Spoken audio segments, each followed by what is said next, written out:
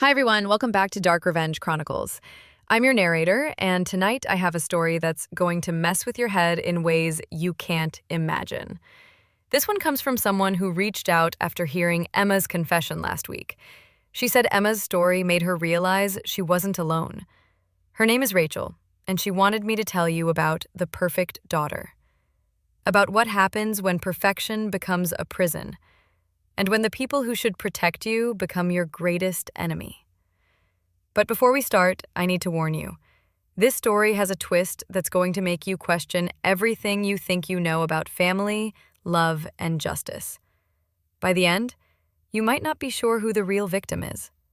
So settle in, turn off the lights, and let me tell you about the girl who was too perfect for her own good.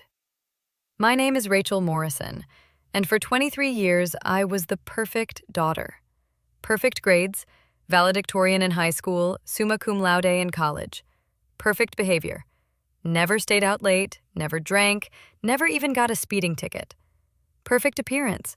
Always dressed appropriately, always smiling, always polite to everyone I met.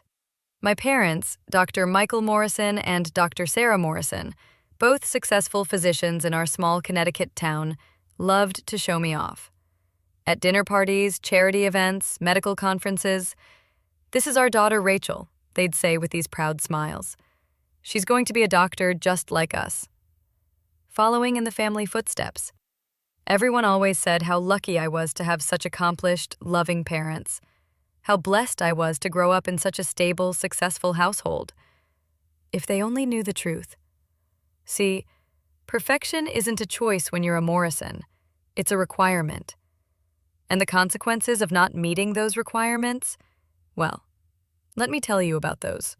When I was 8 years old, I brought home a report card with 4 A's and 1 B+. The B+ was in art class. I'd drawn a picture of our family, but I'd accidentally made my father's coat the wrong shade of blue. Mrs. Peterson said it was creative interpretation, but she could only give me a B+ because the assignment was to draw realistically. That night, my parents sat me down in my father's study. "Rachel," my mother said, her voice. My father wasn't just a family physician. He was running an illegal prescription operation, selling addictive painkillers to patients who didn't need them, then providing treatment when they inevitably became addicted. He'd created dozens of addicts, destroyed families, ruined lives, all while building a reputation as a caring doctor who never gave up on difficult patients. My mother was worse. She was using experimental psychological manipulation techniques on child patients, often without parental consent. She'd convinced dozens of families that their children had serious mental health issues that required intensive, expensive treatment. Treatment that involved isolation, medication, and what could only be described as psychological torture. The locked filing cabinet in my father's study? It was full of documentation of everything they'd done. They kept records like trophies, photos of patients before and after their treatment, audio recordings of children crying and begging, financial records showing how much money they'd made from each case. But the worst part? The part that made me understand exactly what kind of monsters I'd been living with my entire life was a file labeled Rachel, Subject Development. They'd been documenting my entire childhood. Every punishment, every manipulation, every psychological technique they'd used on me. They had photos of me sleeping in the basement, recordings of me reciting my daily affirmations, detailed notes on which methods were most effective for controlling my behavior. I wasn't their daughter. I was their test subject. And according to their notes, I was their most successful experiment. The proof that their methods could create a perfect child who would never question authority, never disappoint expectations, and never realize she was being abused. They were planning to publish a book about their revolutionary parenting techniques, using me as their primary case study. They'd already been in contact with publishers, submitted preliminary proposals, given lectures at medical conferences about optimizing child development through systematic conditioning. They were going to make millions of dollars teaching other parents how to psychologically torture their children into perfection. That's when I knew what I had to do. My parents had spent 18 years teaching me that every action has consequences, that failure must be punished, and that people who harm others must be held accountable. Then I started reaching out to their victims. This was the hardest part, because many of them didn't even realize they were victims. The patients my father had turned into addicts thought their addiction was their own fault. The children my mother had tortured thought they deserved it because they were sick, but I was patient. I was careful. I used the psychological techniques my parents had taught me, but in reverse. Instead of breaking people down, I built them up. I helped them understand that they weren't crazy, they weren't weak, they weren't to blame. And slowly they started to remember, started to question, started to get angry. While I was building my case against my parents, I was also preparing for the final phase of my plan. I applied to law school instead of medical school, but I didn't tell them. I got accepted to Harvard Law with a full scholarship, but I deferred that too. I told my parents I was still taking preparatory courses for medical school. I also started seeing a therapist, Dr. Elizabeth Warren, one of the most respected child psychologists in the state. I didn't tell her who my parents were at first. I just told her I wanted to understand some childhood experiences that were troubling me. Over the course of several months, I described my upbringing to her in detail. Every punishment, every manipulation, every lesson my parents had taught me. I was careful to present it objectively, without emotional coloring, exactly the way my parents had taught me to communicate. Dr. Warren was horrified. "Rachel," she said after I'd finished describing what I thought was a normal childhood, "what you've described is severe, systematic psychological abuse. What your parents did to you, it's criminal." "But I turned out fine," I said, using the exact words my parents had always used. "I'm successful, well-behaved, accomplished. Isn't that what matters?" "You didn't turn out fine," she said gently. "You turned out exactly the way they programmed you to. You're not a person, Rachel. You're a performance. And the fact that you can't see the difference is the most heartbreaking thing about this entire situation."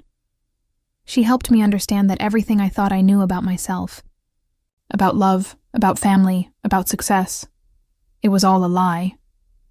I wasn't the perfect daughter. I was a perfectly controlled victim. That's when I decided it was time for my parents to face the consequences of their actions. The plan was simple in concept, but complex in execution. I arranged for all their victims to file complaints and lawsuits simultaneously.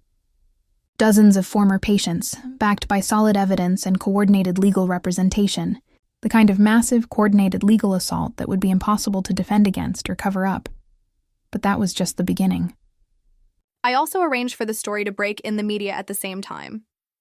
I'd been cultivating relationships with investigative journalists for months, feeding them information, helping them build airtight cases. And finally, I arranged for the medical board and law enforcement to receive all the evidence simultaneously, making it impossible for my parents to use their connections to make the problems disappear quietly. But here's the part that made it perfect. I made sure my parents would find out about all of this in the most public, humiliating way possible. The day I executed my plan was the day of the Morrison Family Foundation's annual charity gala. My parents hosted this event every year to raise money for child wellness initiatives. All their colleagues, friends, and prominent members of the community would be there. I was supposed to give a speech about how grateful I was for my parents' guidance and support, and to announce my acceptance to Harvard Medical School. Instead, I got up in front of 300 people and told them the truth. I explained exactly what my parents had done to their patients, to their community, and to me. I showed photos, played recordings, read excerpts from their files. I laid out every detail of their crimes in clinical, objective terms. The audience was stunned into silence, but I wasn't finished. "My parents taught me that actions have consequences," I said, looking directly at them as they sat frozen at the head table. "They taught me that people who harm others must be held accountable. They taught me that failure to maintain proper standards results in punishment." That's when the FBI agents I'd arranged to have waiting outside came in to arrest them. They also taught me that the most important thing in life is to make your parents proud. I continued as the agents approached their table. "So I hope they're proud of me now, because everything I've done tonight, I learned from watching them." The trials were a media sensation. The perfect parent scandal dominated headlines for months. My parents were convicted on dozens of charges: medical malpractice, child abuse, drug trafficking, fraud, conspiracy. My father got 25 years in federal prison. My mother got 30 years. Their medical licenses were revoked, their assets seized to pay victim compensation, their reputations destroyed completely. And me? I became a hero, the brave daughter who exposed her parents' crimes and sought justice for their victims. I got interviews, speaking opportunities, book deals. Harvard Law not only honored my deferred admission, but offered me additional scholarships and opportunities. I graduated summa cum laude and now work as a prosecutor specializing in child abuse cases. Everyone says I'm an inspiration, that I overcame my traumatic childhood to become a force for justice, that I turned my pain into purpose. They have no idea how right they are. See, here's what I never told anyone, not the police, not the journalists, not even Dr. Warren. My parents weren't monsters who tortured me and other children for money and sadistic pleasure. They were monsters who tortured me and other children because they genuinely believed it was the right thing to do. Everything they did to me, every punishment, every manipulation, every psychological technique. They did it because they loved me and wanted me to be the best version of myself. The problem wasn't that they were evil. The problem was that they were right. Their methods worked perfectly. Look at me. I'm successful, accomplished, disciplined, and methodical. I set goals and I achieve them, no matter what obstacles stand in my way. I'm able to manipulate people in situations to get the outcomes I want. I'm skilled at reading people's weaknesses and using them to my advantage. I'm able to plan complex, long-term strategies and execute them flawlessly. I'm able to lie convincingly, to present false versions of myself that people find appealing, to gain trust, and then use it to serve my own purposes. Most importantly, I'm able to identify people who deserve to be punished and then destroy their lives completely, efficiently, and with no remorse whatsoever. All of these skills, every single one, I learned from my parents. They created the perfect daughter. They just didn't realize that perfection includes the ability to recognize when your creators have outlived their usefulness. The truth is, my parents weren't abusing me. They were training me. And once my training was complete, I did exactly what any perfect predator would do. I eliminated the competition. Those victim testimonies I collected, half of them were lies I helped people fabricate by convincing them their memories were worse than they actually were. The evidence I gathered from their files, I created most of it myself, using my parents' own documentation methods and writing styles. The psychological evaluation from Dr. Warren? I manipulated her into reaching the conclusions I wanted by carefully controlling what information I shared and how I presented it. The coordinated legal assault? I orchestrated the entire thing, funding lawyers and bribing officials to ensure the outcomes I wanted. My parents were guilty of some legitimate medical malpractice and questionable parenting methods. But they weren't the monsters I made them appear to be in court. I was. I destroyed two people who loved me, who had dedicated their lives to making me the best possible version of myself. I sent them to prison for crimes they didn't commit. I ruined their reputations and took away everything they'd worked for, and I did it all while convincing the world that I was the victim. The perfect daughter had become the perfect predator. But here's the thing about perfection. It's never satisfied, destroying. My parents was just practice. Now I work as a prosecutor, and I have access to case files, evidence rooms, and the personal information of criminals, victims, and witnesses. I have the power to decide who gets prosecuted and who gets protected. I have the trust of law enforcement, judges, and the community, and I've been using all of that to continue my parents' work. Not the medical practice, that was sloppy and inefficient. But the real work. The work of identifying people who need to be improved, and then improving them. Take Marcus Webb, a defense attorney who kept getting child abusers acquitted on technicalities. He needed to learn that actions have consequences. I planted evidence in his home office linking him to one of his former clients' crimes. He's now serving 15 years for conspiracy and obstruction of justice, or Jennifer Hayes, a family court judge who kept returning abused children to their abusive parents because she believed family reunification was always the goal. I arranged for her to be caught taking bribes from wealthy parents who wanted custody decisions in their favor. She was removed from the bench and disbarred, or Dr. Patricia Mills, a therapist who was using the same kind of manipulation techniques on children that my mother had used. I convinced 3 of her former patients to file false accusations against her, backed up by fabricated evidence and coach testimony. She lost her license and her practice. In each case, I identified someone who was harming children, and then I used the system to punish them. I'm making the world a better place by removing people who shouldn't be allowed near children, just like my parents taught me. The difference is that I'm better at it than they were. More careful, more systematic, more efficient. I don't keep trophies or documentation. I don't get emotionally involved. I don't let personal satisfaction interfere with professional objectives. I'm the perfect daughter they always wanted me to be. And I'm still learning, still growing, still improving. There are so many people who need to be taught lessons. So many who need to face consequences for their actions, lazy police officers who don't investigate child abuse reports thoroughly. Enough. Social workers who place children in dangerous situations because they don't want to do the paperwork. Teachers who ignore bullying because it's easier than addressing it. Judges who give light sentences to child abusers because they think everyone deserves a second chance.